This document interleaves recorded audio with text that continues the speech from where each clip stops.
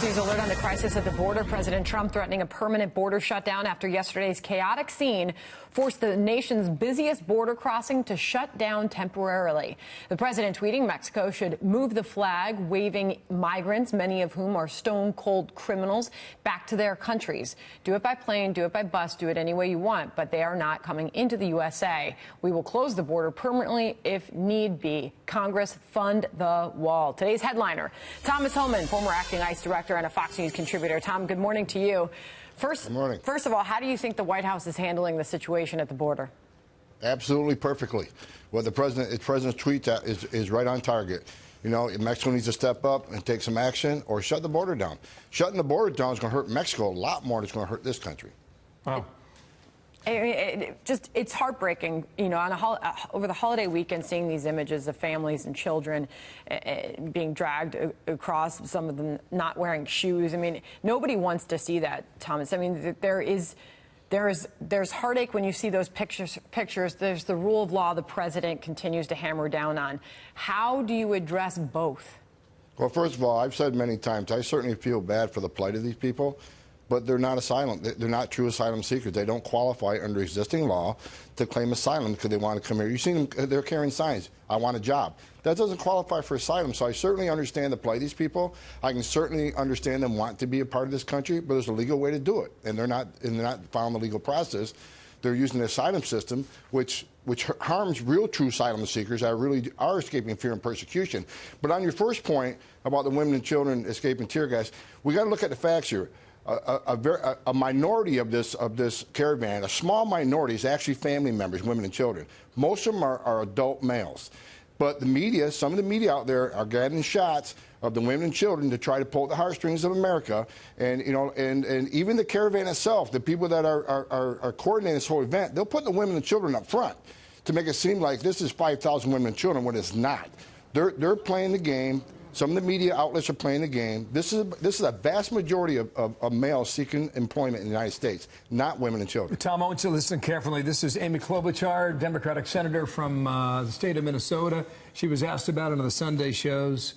Yeah, the Klobuchar, bite number 2, guys, sound bite number 2. Here she is talking about the weaponization, she believes, of the administration's policy on immigration. Secondly, comprehensive immigration reform. He has gut-punched us on that a number of times. We have the will to put the money at the border for better security and combine it with some sensible reforms, including things like a path to citizenship. He has chosen instead to weaponize this, to politicize it. And I just think it's wrong for our economy, and it is also wrong for our work with the rest of the world. Well, she says a lot in that statement, pretty much puts it in the president's lap, sir. Well, I hear the talk, but where's the walk? I mean, I worked with Congress. I was the acting director for a year and a half when I came back from retirement, and I was up on the Hill many times. The Democrats are the ones pushing sanctuary cities, which is going to entice people to come to this country. The Democrats were the ones that were talking about abolishing ICE, which entices more people to come to this country illegally. I've been up on the Hill numerous times. So has the Secretary Nielsen up on the Hill, asking Congress to close the loopholes, which they wouldn't do. There would not be a caravan today if they would have closed the loopholes on Florida's settlement agreement about detaining families or raised the bar for asylum. If they would have took the necessary steps they needed to take, we wouldn't have a caravan. So if she wants to blame somebody for the current situation, she needs to look in the mirror. You know, earlier we heard from Carla Provost. She's U.S. Border Patrol chief, and she was talking about the decision to use tear gas. And she was defending that decision, saying that these groups rushed the area. They were throwing rocks and bottles at the men and women on the border. What more are you hearing? What more can you tell us about the interaction and the confrontation at the border, Tom? First of all, Carla Provost is a great chief. She's an American patriot. I saw that interview. She's exactly right. You know, that was an appropriate law enforcement response to a serious situation going on the border. I mean, agents were being assaulted, and they need to protect themselves. I mean, these men and women stand in that line every day and defend this nation, and they need to protect themselves. That was an appropriate response.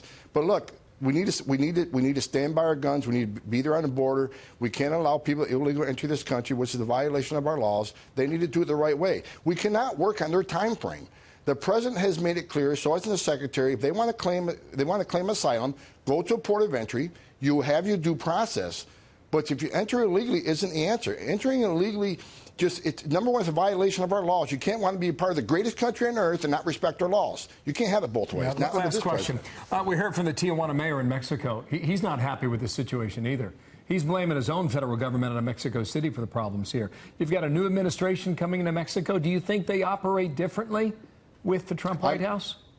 Look, I'm hearing rumors of an agreement about staying in Mexico while their asylum cases are being through litigation. I hope that's accurate. I think when this new president comes into power Saturday, we'll get the answer to that question. But I think he understands the situation. I think he'll help us. I really do. Thank you, sir. It's good to have you back with us today. Thomas Homan, thanks. Thank you, Tom. All right, thank you.